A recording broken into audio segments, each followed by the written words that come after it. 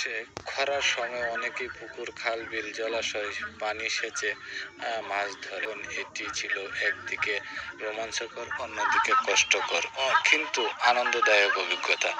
সকলেই আমরা মিলেমিশে জলাশয়ে হাজির হলাম সকালবেলা। প্রথম হাতে থাকা পাম্প দিয়ে বালতি দিয়ে পানি সেচের কাজে শুরু করলাম। ধীরে ধীরে পানি কমতে লাগলো আর কাদা স্তর ভেরে দেখলো জলের ভিতরে লুকিয়ে থাকা মাছগুলো তখনই ধরা দিতে শুরু করলো।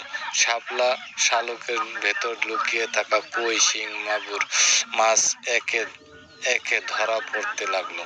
দল বেঁধে নেমে পড়লাম কাদায়। কেউ জাল টানছিল, কেউ খোঁচা দিয়ে মাছ বের করছিল, আবার কেউ কাদা খুঁড়ে মাছ ধরছিল। সবচেয়ে মজার অংশ ছিল বড় বোয়াল, চিতল আর গজার মাছ ধরা।